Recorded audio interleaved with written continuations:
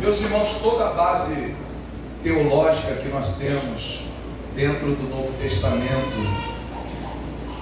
para a doutrina ou as doutrinas que nós aprendemos, elas emanam na sua grande parte ou em uma parcela muito grande das cartas que Paulo escreveu.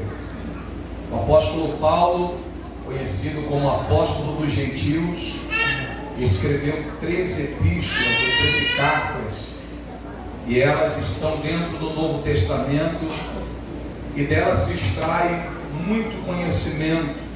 Se você é novo convertido e ainda não aprendeu a manejar a Bíblia Sagrada, eu convido você a ler as cartas paulinas, as epístolas que Paulo escreveu, porque elas têm um fundo de ensinamento poderoso. Toda a doutrina que nós conhecemos, elas partem a premissa das cartas que Paulo escreveu. A carta que ele escreve aos Efésios é uma carta que se destaca porque o mundo espiritual é aberto através desta carta escrita pelo apóstolo Paulo.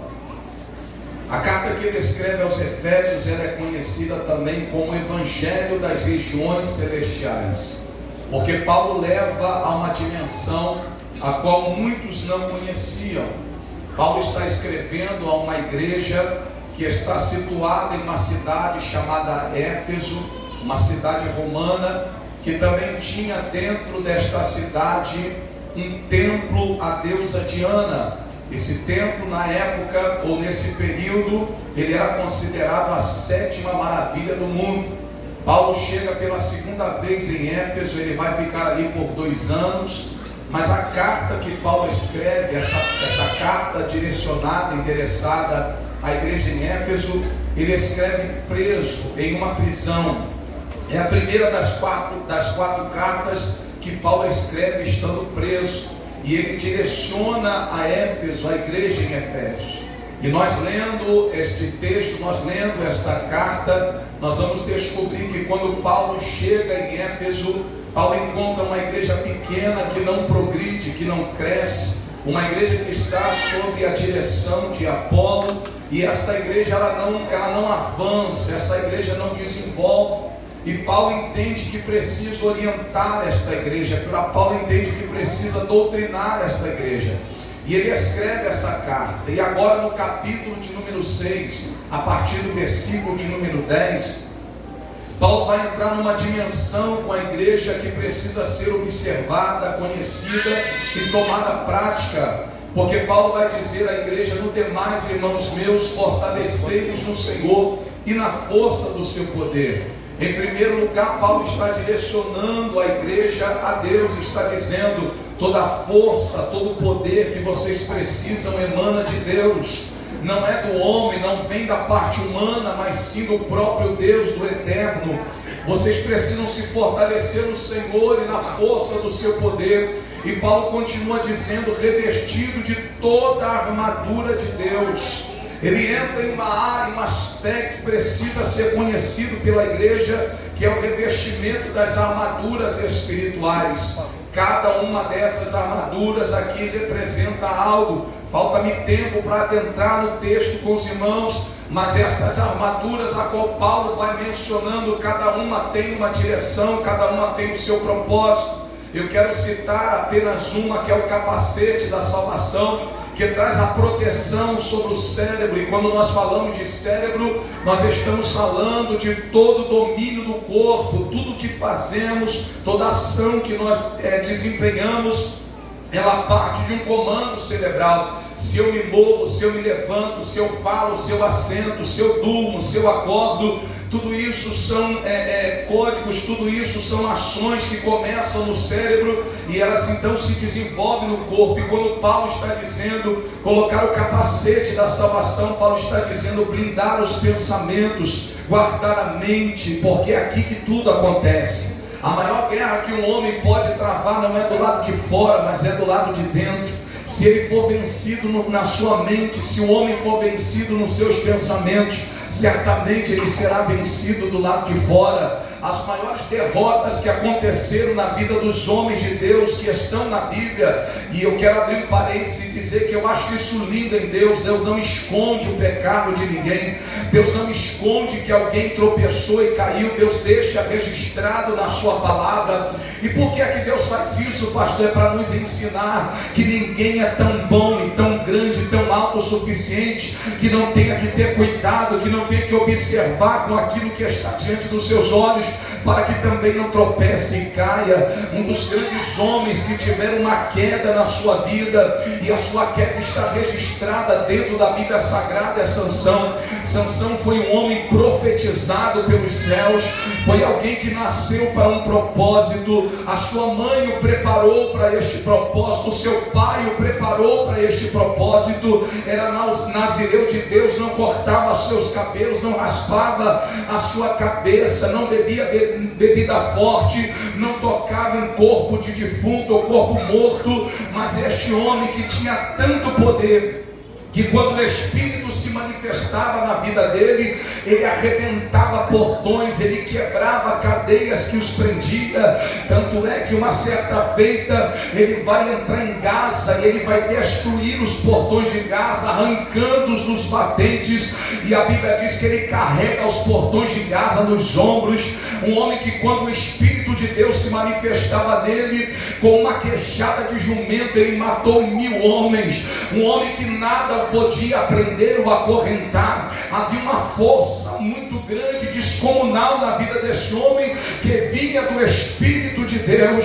Mas quando ele abriu o seu segredo, quando ele abriu o seu secreto, quando ele conta para Dalila o segredo da sua força, ela então rapa a sua cabeça, ele está dormindo, e quando ela grita e vem os filisteus, ele se levanta, crendo que ainda está forte. Mas o texto diz que ele não sabia que o Espírito de Deus já tinha se ausentado dele. Ele não sabia que o Espírito de Deus já tinha se retirado dele, irmão. Isso aqui me chama atenção e me traz um alerta no meu coração. Tem gente que já perdeu e não sabe. Tem gente que não tem mais e não sabe.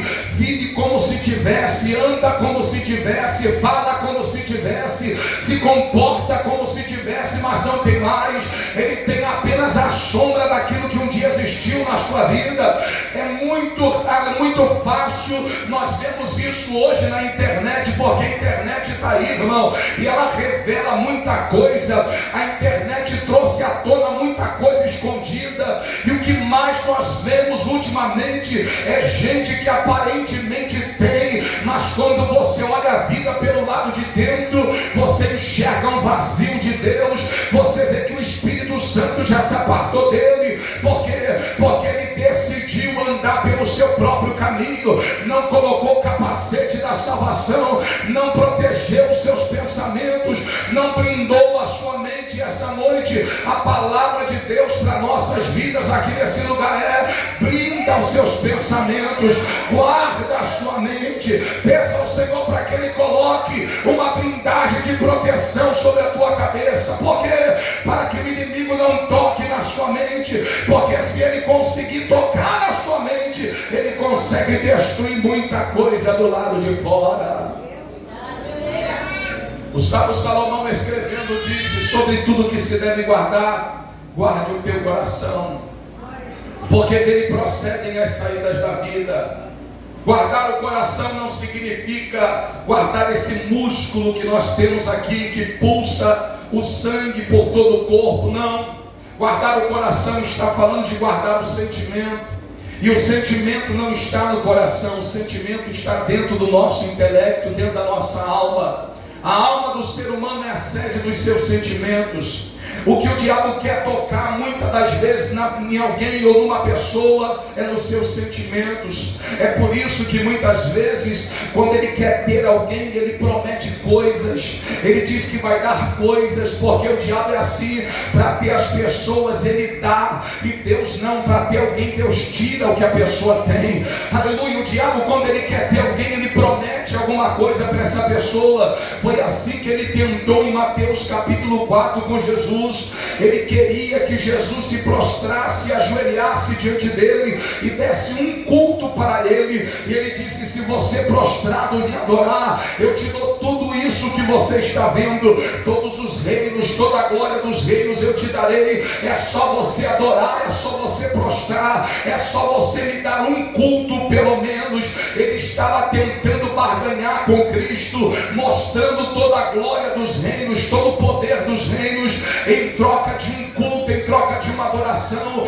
E sabe o que acontece? Me assusta nesses últimos dias, é que tem pessoas que andam por aí exatamente atrás disso. Eles estão atrás da fortuna, do dinheiro, do ouro, da prata, e não importa o que eles vão ter que fazer. E aí eles entram em alguns lugares e recebem direcionamentos que são ditos direcionamentos espirituais, mas que de espiritual não tem nada, porque alguém que diz assim para você: olha, dê tudo para Deus te dar tudo. Esse alguém está dizendo: Deus é Deus de barganha, e o meu Deus não barganha nada com ninguém. Deus, ainda que você não dê nada para Ele, Ele é fiel para cumprir a sua palavra sobre a nossa vida. E eu vou dizer algo mais profundo para você: o tudo que Deus tem para nos dar, Ele já nos deu há 2000 anos atrás na cruz do Calvário. Lá estava o tudo de Deus, lá estava o nosso Cristo, o Salvador da nossa alma. A preocupação do apóstolo Paulo com a igreja em Éfeso é esta: é que essa igreja mantenha sobre si a proteção, a blindagem, o respaldo, para que eles possam estar guardados, resguardados do inimigo. Nós vemos a guerra espiritual demonstrada aqui nesse texto, e Paulo nos dá uma dimensão rápida, mas muito sábia, em níveis de batalha espiritual que nós chegamos a enfrentar. Ele vai classificar as hostes espirituais da maldade, ele vai classificar e vai dizer que existem dominadores deste mundo tenebroso, ele vai dizer que existem principados, que existem potestades. E sabe o que me chama a atenção nessa noite?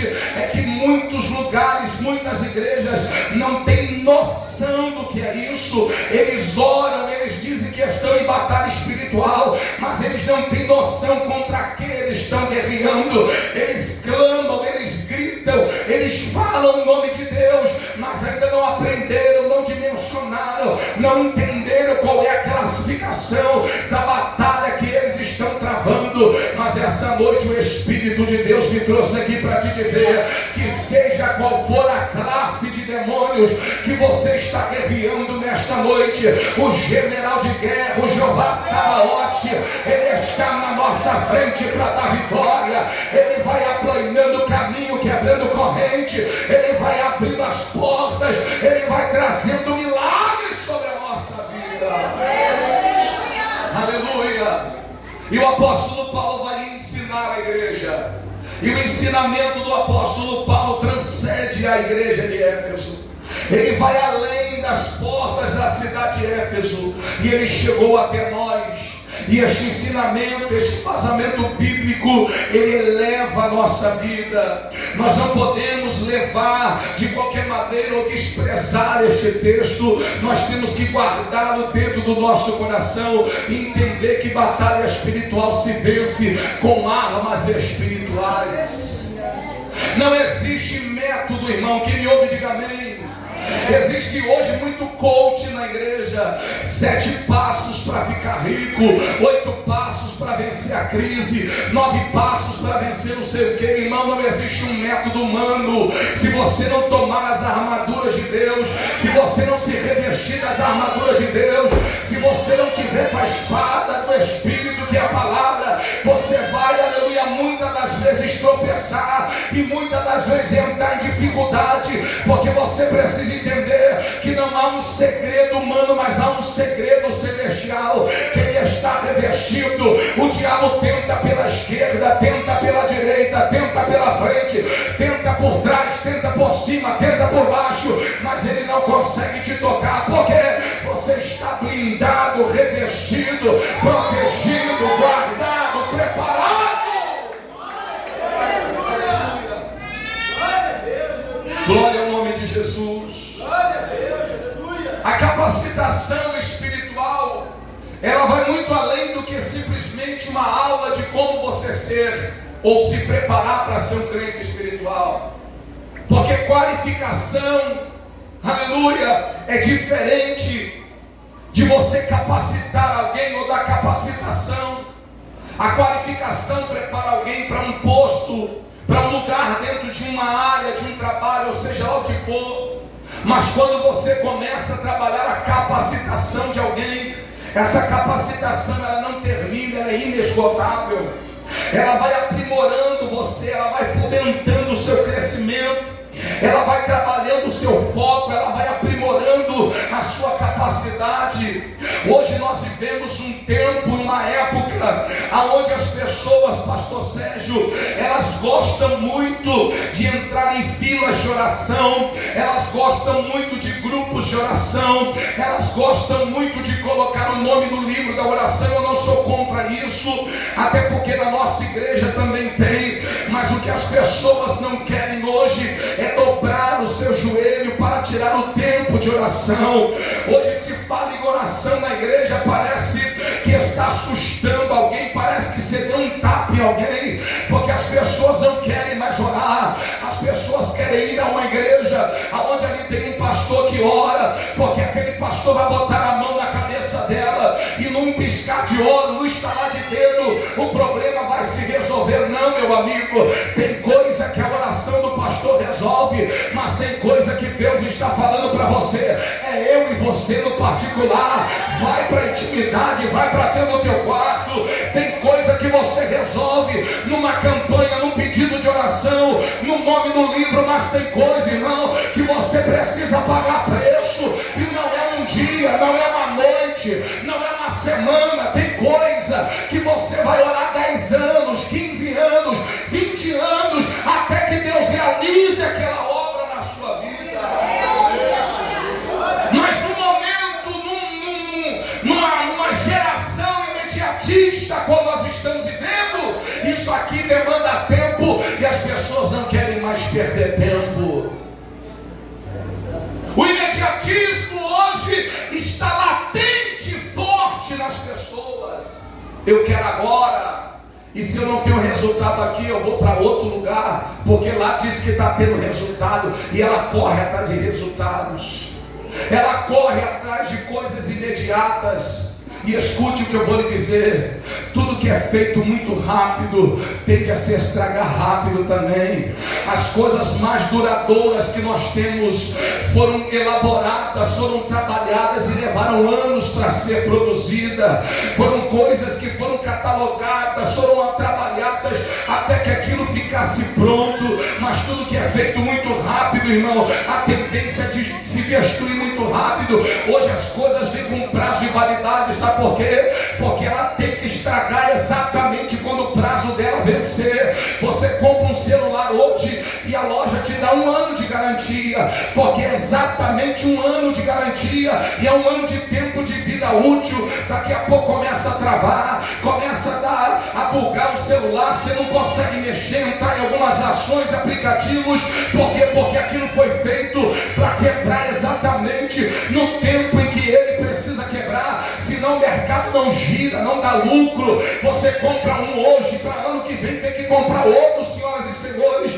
Mas o reino espiritual não é assim. Nós não fazemos as coisas em 5 minutos. Deus não produz as coisas em uma campanha de 7 dias, não. Ele quer a nossa insistência, a nossa persistência, a nossa caminhada.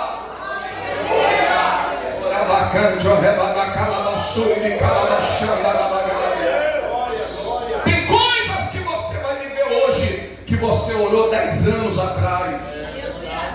Tem coisas que Deus vai manifestar na sua vida daqui a 1 ano, 2 anos, 3 anos, e você vai dizer: poxa, eu orei tanto por isso, eu paguei tanto preço, eu jejuei, eu busquei, eu fui para a igreja, eu fiz campanha, eu fui diante do Senhor, até que Ele ouviu o meu clamor.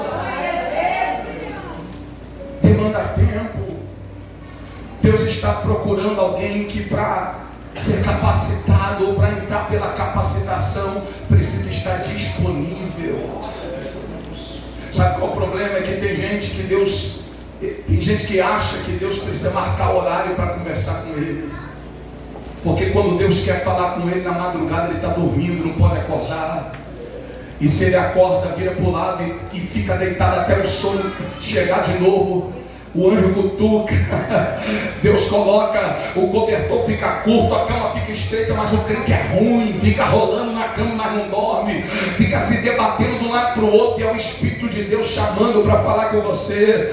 Deus não quer somente usar profeta, Deus quer falar cara a cara contigo, Deus quer chamar você na madrugada para revelar a intimidade dele com você. Irmão, depois que você aprende isso, você para de ser um crente dependente. E sabe o que está acontecendo com essa geração? Essa geração não quer pastor. Desculpe se os irmãos acham que eu estou aqui jogando indireto ou alguma coisa. Não, eu vim aqui como profeta de Deus nessa noite. As pessoas não querem pastor Sérgio, as pessoas querem um babá espiritual. As pessoas não querem uma liderança, elas querem alguém que seja babá espiritual. Não veio para o culto, o pastor não me mandou nem um WhatsApp, estou triste.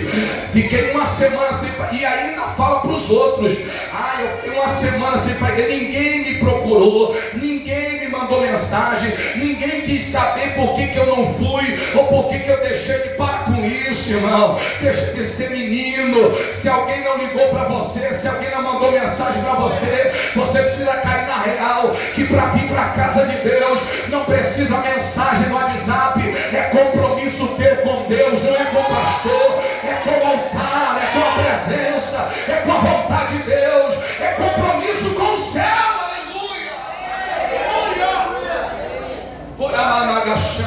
Mas nós queremos ser paparicados, nós queremos ser adulados, nós queremos que alguém vá lá na nossa casa: bonitinho, por que você não está indo para a igreja? Por que você não foi domingo? Por que você não vai, pastor? Porque eu estou triste, Irmão, nunca se viu uma geração tão machucada, tão magoada, tão triste, tão dodói igual essa geração. É porque não pegaram, irmão, a igreja primitiva, é porque não fizeram parte da igreja que tinha que se esconder no subterrâneo, da igreja que tinha que se esconder, aleluia, porque quando era encontrado, crentes eram mortos nas arenas, crentes eram pendurados em hastes no meio do caminho, colocado piche no seu corpo e ateado fogo. Não, hoje em dia, sabe qual é a perseguição? Que alguém fala que está sendo perseguido, é porque o irmão não deu a paz do Senhor, é porque o outro não me cumprimentou, é porque no culto eu não tive oportunidade, eu não cantei. Irmão, não cantou aqui, canta aí embaixo. Não cantou aqui, canta aí embaixo, canta em casa, adora a Deus, irmão. Você não canta para a igreja, você canta para Deus ouvir, você louva para Ele ouvir.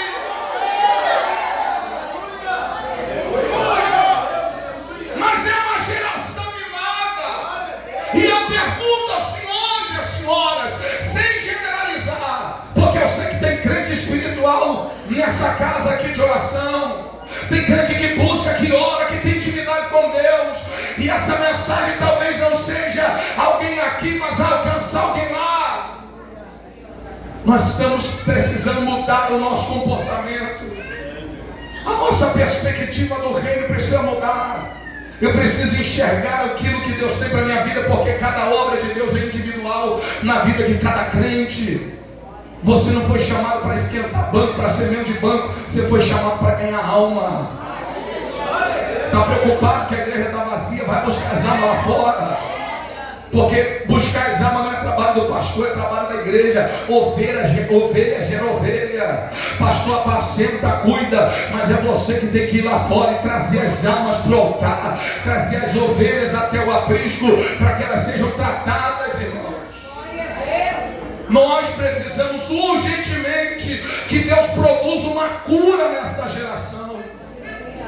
Corre o risco, pastor, porque nós estamos vivendo um tempo, pastora, onde as pessoas são impactadas por vídeos do TikTok, e aí daqui a pouco, sabe o que vai acontecer? A gente vai ter que criar um clima para alguém sentir a presença, ou para alguém chorar, ou para alguém sentir alguma coisa, vai ter que reduzir a luz, tem que botar um fundo musical melancólico, tem que botar aqui uma letra melancólica, e aí a gente vai ter que começar a falar palavras de autoajuda, frases programadas, preparadas, para ver se emociona alguém. Pelo amor de Deus, irmão, o céu é inesgotável, e ele tem poder para derramar na igreja. Ele na calabaxangarábia. Eu fico meio desconfiado, irmão, com quem chora assistindo um filme romântico, mas não chora no culto, na presença de Deus. Eu fico desconfiado com quem se emociona vendo um vídeo de TikTok, mas quando a glória desce na igreja, a cara é igual de maracujá, não sente, não recebe.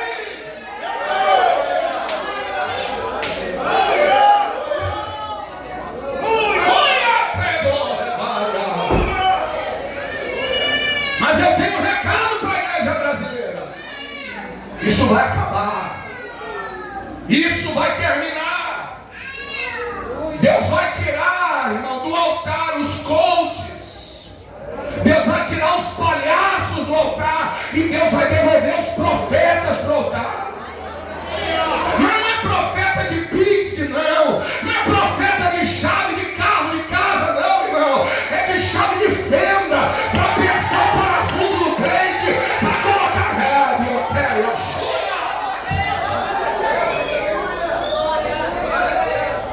capacitação. Ó, primeiro lugar, para você entrar na linha, ou para você entrar na fila da capacitação, você tem que aguentar pancada.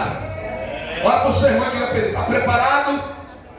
Não, diga para ela: está preparada? Senão você não vai conseguir ficar. Eu passei pelo quartel, já estou encerrando. Passei pelo quartel, servi as fileiras do Exército Brasileiro, 1º Batalhão de Guarda, Batalhão do Imperador. A primeira frase que eu ouvi quando eu entrei para o quartel: quem não quiser, quem ainda tiver com vontade de ir embora, é só chamar a mamãe. Vai lá no portão e grita: mãe! E a gente vai soltar você, você volta para dentro da tua casa. Se você quiser, ainda dá tempo, irmão. Volta para aquela igreja crua, gelada, aonde ninguém sentia nada, aonde apagava a luz, sentava um homem na cadeira de perna cruzada, falando: lindinho, lindinho. Aqui não tem não, irmão. Não tem bandeira branca, não. É pontapé na cara do diabo. Aqui é guerra.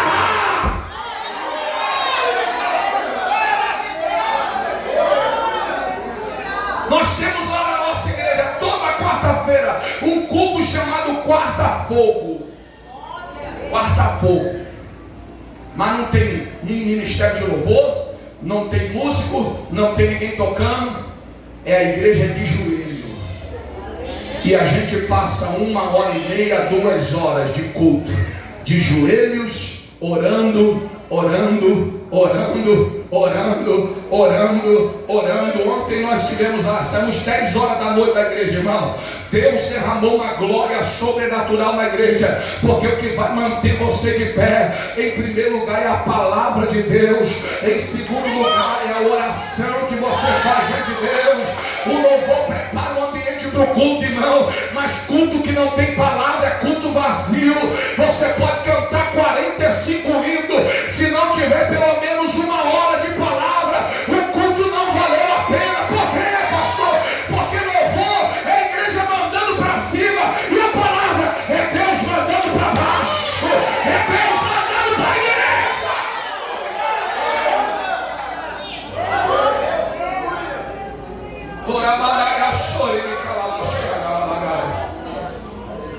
Se você quer entrar na fila da capacitação, você precisa aguentar pancada, irmão. Você tem que fechar a cara e começar a mostrar para o diabo que você não é um crente mole. Primeiro vento: eu acho que eu vou parar. Eu acho que eu vou desistir. Eu acho que para mim não dá. Por quê, irmão? Não, porque o diabo se levantou, que meu marido virou a cara para mim, não falou comigo hoje, que meu filho ficou rebelde de repente. Eu acho que esse negócio não é para mim. Capacitação espiritual, guerra espiritual, isso não é para mim, irmão. Se você se capacitar, é melhor para você, porque quando o diabo vier, você estiver com sangue no olho, cheio do Espírito Santo na tua vida, tu vai dizer: Satanás, vai embora agora da minha casa, sai agora do meu lar, sai agora do meu marido, e ele vai ter que sair. Agora não capacita não, irmão, não prepara não, não reveste de armadura não, para você ver. E há quem esteja tão confortável. E eu vou dizer algo para você, irmão: quando tudo estiver muito bom na sua vida, se não tiver com problema, não tiver nada dando errado, tá tudo dando certo, viu? Tá tudo ok, fica preocupado. Aleluia. Se o diabo não está se levantando contra a sua vida, tem alguma coisa errada. Porque o trabalho dele é levantar, mas também é cair. Ela manda aquela baixulha. Eu nem me espanto, irmão. Quando vem uma guerra, eu digo: já vem outra. Eu nem me assusto mais, irmão. Porque a vida do crente que anda na capacitação de Deus é de tempestade e bonança. É igual a montanha-russa. Um dia você está lá em cima, bradando, dando glória. Outro dia você está lá embaixo, gemendo e chorando. Mas você vai caminhando, dando um grito de glória. Vai caminhando, cantando o hino da vitória. Porque a nossa vida espiritual é de guerra. E para você entender de guerra, você precisa entender e compreender quem é o teu inimigo, qual é o campo de batalha que ele atua, quais são as ferramentas que ele usa, quais são as armas de guerra que ele usa. Você precisa saber. Se você souber de tudo isso, você vai ficar pronto e preparado. Sabe por que Davi não temeu ao gigante Golias? Porque Davi sabia que ele estava capacitado para aquele momento. Tu vem a mim com espada e com lança, eu vou contra ti em nome do Senhor dos Exércitos. Eu já matei urso, já matei leão, isso aqui para mim não é nada. Deus já me capacitou. Antes de chegar em você, eu já passei pelos testes primeiro, eu já passei pelas provas primeiro. Deus vai moldando o crente, Deus vai lá habilitando, Deus vai capacitando. É devagarinho, você vence uma hoje, vence outra amanhã, vence outra. Daqui a pouco você está tão resistente que quando vier a maior onda que você achava que não poderia suportar, Deus mostra para você o quão resiliente você se tornou. Você olha e diz assim: meu Deus, eu achei que isso não suportava, eu achei que isso para mim não dava, mas Deus me deu vitória. Sabe o que é isso? É Deus te mostrando: valeu a pena, você está capacitado para esta guerra. É tempo da igreja acordar. É tempo de nós nos despertarmos espiritualmente falando. É tempo da igreja se posicionar diante de Deus. É tempo da igreja estar atenta aos sinais e observar a tudo que está acontecendo à sua volta. Porque daqui da porta da igreja para dentro, irmão, todo mundo é crente, todo mundo é bênção, todo mundo é glória a Deus e aleluia. Aqui dentro é só vitória. Você já percebeu, irmão, que quando você está aqui dentro, parece que você tem uma força extraordinária. Você está aqui dentro, irmão, parece que você está tão cheio de Deus que você diz: agora vai, agora eu quero ver o diabo entrar na minha frente, agora eu vou com tudo para cima, agora Deus vai me dar vitória. Saiu da porta para fora sem encarar a realidade, porque aqui é lugar de se preparar para encontrar o que está lá fora. É por isso que o Senhor disse a Josué: Josué, diga para o povo: santificai-vos hoje, porque amanhã eu vou fazer proeza no meio de vós. Prepara hoje, porque amanhã o negócio vai virar. Prepara hoje, porque amanhã eu vou trazer vitória e livramento. Prepara hoje, porque amanhã a porta vai abrir. Prepara hoje, porque amanhã eu vou transformar o cenário de morte em vida.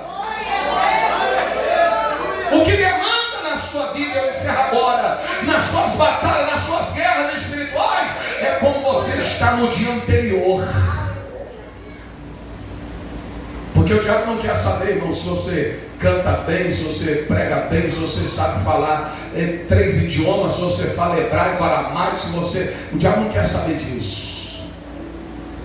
O conhecimento que você adquire através da palavra de Deus é para que você esteja com ela guardada no seu coração, para não pecar contra Deus.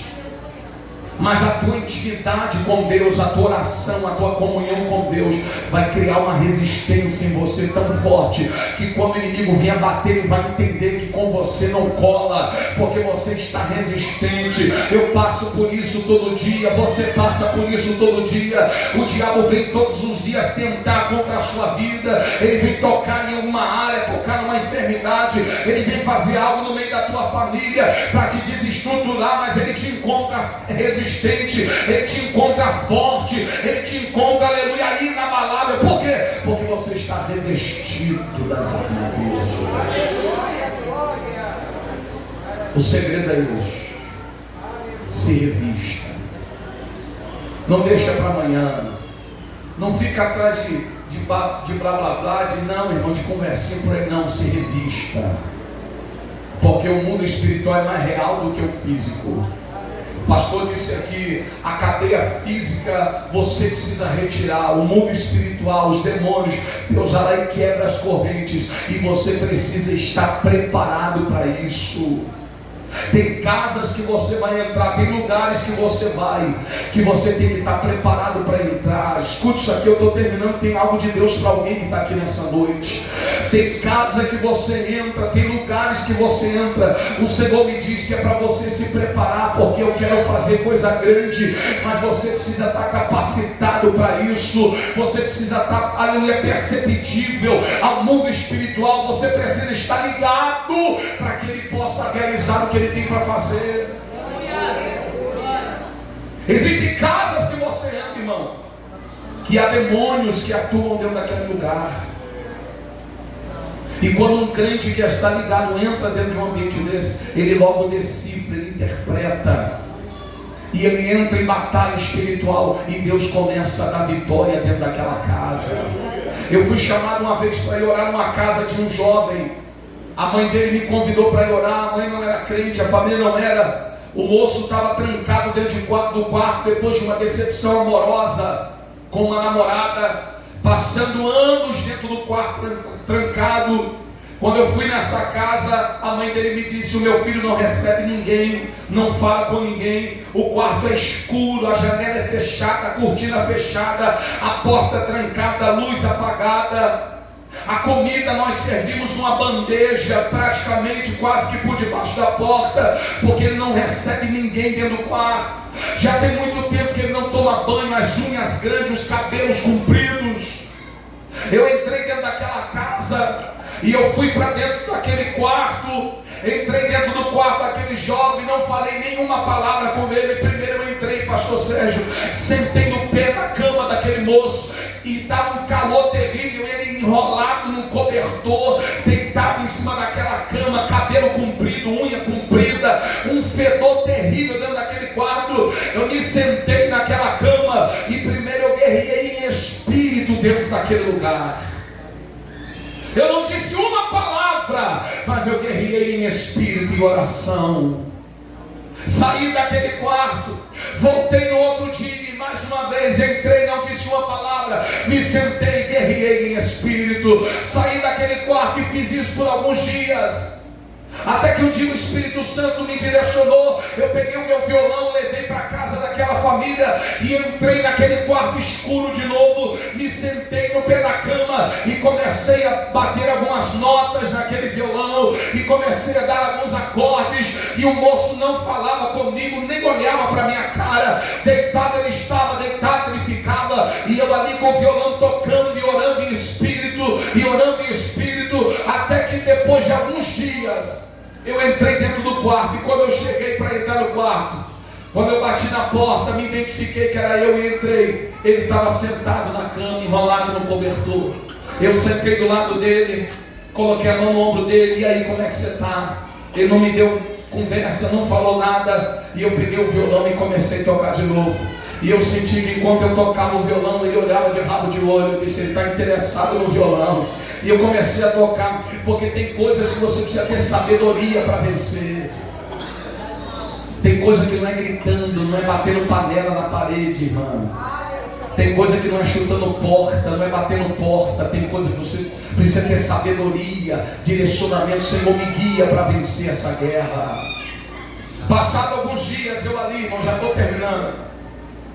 Eu com o violão, tocando, comecei a puxar um assunto com ele, e ele me respondia a minha palavra, uma depressão profunda, terrível.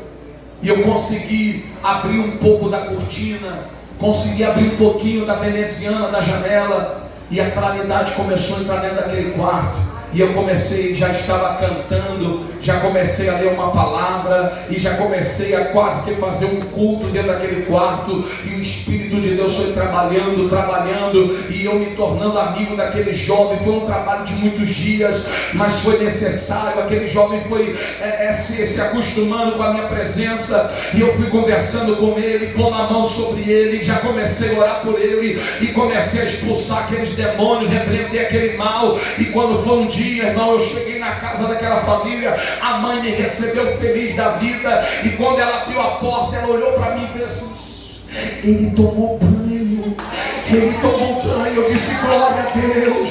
Quando eu entrei no quarto, a janela já estava aberta, o jovem pediu para cortar os cabelos, cortou a unha, aleluia, se levantou, começou a voltar para a vida. Deus libertou aquele jovem, ele foi procurar emprego, arrumou serviço, hoje é casado, tem família. Deus restaurou a vida daquele jovem.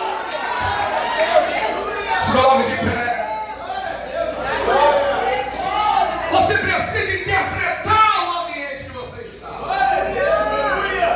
Tem lugar que eu chego que eu já identifico, eu digo: opa, tem alguma coisa errada aqui. É ou não é, pastor? E aí a gente já começa a identificar. Sabe o que se chama isso? Sensibilidade. É você entender, é o Espírito Santo comunicar com você.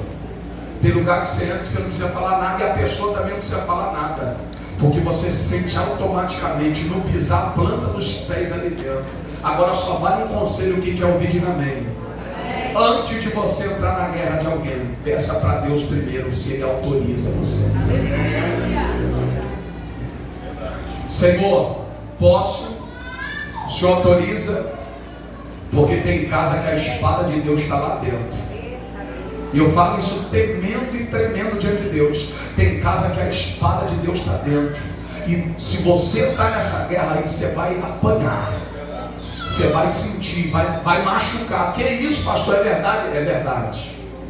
Nem todo lugar Deus autoriza você entrar na guerra daquele lugar. Nem toda casa Deus autoriza você entrar na guerra daquela casa. Nem toda loja Deus autoriza você entrar na guerra daquela loja. Ah, mas eu sou funcionária. Fica na tua. Vai orando em espírito, vai repreendendo o mal, vai clamando a Jesus: Jesus, me cobre com o teu sangue. Mas deixa Deus tratar naquele lugar, porque Deus está tratando com a patroa, com o patrão. Deus está tratando naquela casa, Deus está tratando naquela empresa. E se você colocar as suas mãos, você corre um risco muito grande.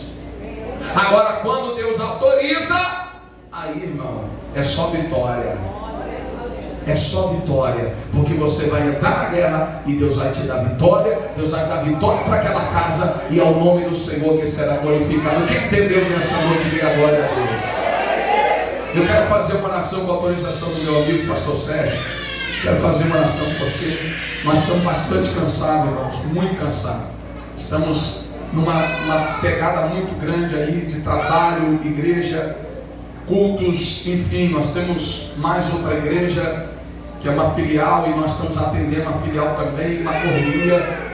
Peço desde já a oração dos irmãos. Amanhã nós estamos indo para Belo Horizonte, vamos pregar lá sábado, domingo e segunda no congresso de Belo Horizonte, eu e a pastora vamos ministrar lá. Eu peço a ajuda dos irmãos, ore por nós, ore pela nossa igreja, ore pelo nosso ministério. Nós temos orado pelo pastor Sérgio, por essa igreja. Vocês estão debaixo do nosso joelho. Toda segunda-feira nós estamos lá no Monte do Azeite, lá em Santa Cruz da Serra, orando, buscando a presença de Deus e entregando ao Senhor a vida de cada pessoa nas mãos do Senhor, amém? Eu volto desde já a oração dos irmãos. Eu quero fazer uma oração com você. Eu quero que você levante as suas mãos, por gentileza, feche seus olhos, em nome de Jesus.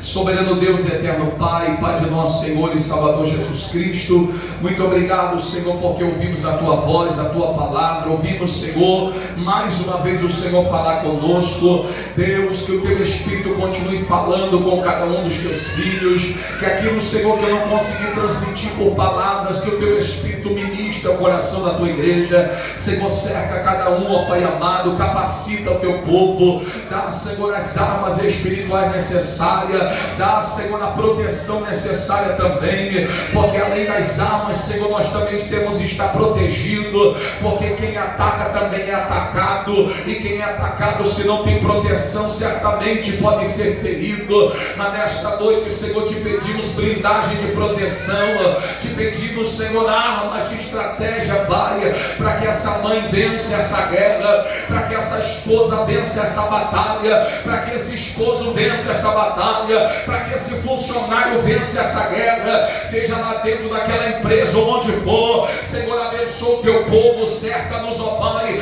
guarda cada um dos Teus filhos, ó Deus. Eu te glorifico por este culto, eu te agradeço, Senhor, por esta palavra. Muito obrigado, Senhor, pelo que o Senhor já realizou em o nosso meio. É o que nós te pedimos e agradecemos em nome de Jesus. E você diz amém?